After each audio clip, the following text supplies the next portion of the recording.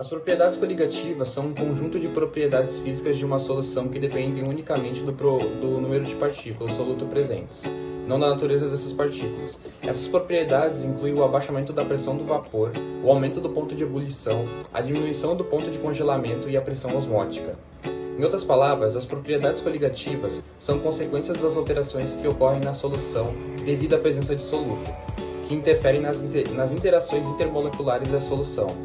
Quanto maior a quantidade de soluto, maior será o efeito das propriedades coligativas. Essas propriedades são amplamente utilizadas em diversas áreas da química e da biologia, como na produção de alimentos, na medicina, na indústria química, entre outras. Por exemplo, na produção de sorvete, a adição de açúcar ajuda a diminuir o ponto de congelamento, permitindo que as misturas se mantenham nesse estado líquido mesmo em baixas temperaturas.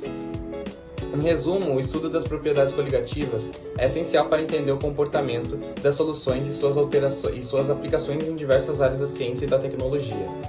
A crioscopia é uma propriedade coligativa que explica como ocorre o ponto de fusão de um solvente. O exemplo de um solvente é água, no qual é adicionado um soluto não volátil. Um exemplo é o sal, cloreto de sódio, NaCl. Um exemplo de crioscopia é as águas da Antártida, que em algumas fotos que mostram as geleiras e o oceano, percebe-se que a água não está congelada, sendo que na Antártida a temperatura chega a menos 30 graus. Isso ocorre por causa da quantidade de sal que tem no oceano, na água, que faz com que a temperatura do ponto de fusão seja maior do que menos 30 graus.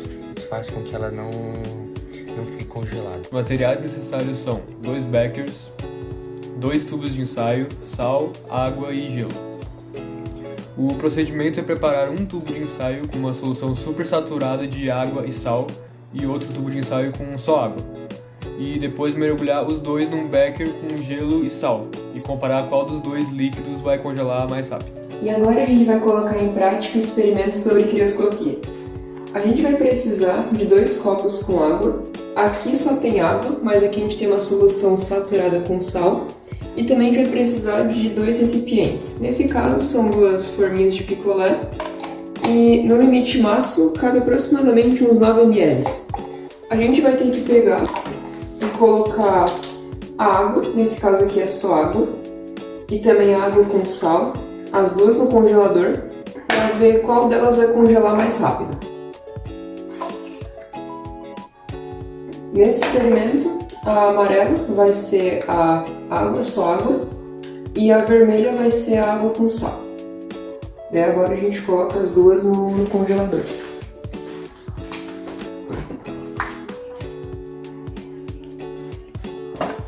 E a partir de agora vai ser disparado um cronômetro para ver qual delas vai congelar mais rápido. Então depois de 1h15 de experimento, a gente já consegue perceber os primeiros resultados. No potinho onde tinha água com sal, a água ainda está totalmente líquida, enquanto no potinho onde tinha somente água, depois de 1h15 ela já está parcialmente congelada. Isso porque o sal ele conseguiu aumentar o ponto de fusão da água, fazendo com que a água com sal ela congelasse depois de mais tempo.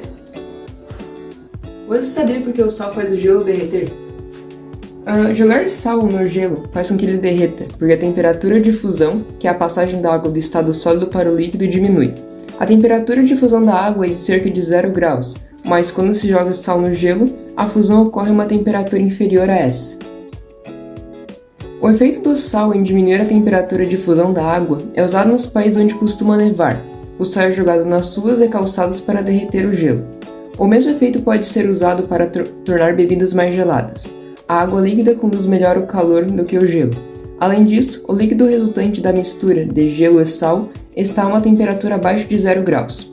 Tudo isso faz com que a energia térmica da bebida seja removida com maior velocidade, tornando a bebida mais gelada em menos tempo.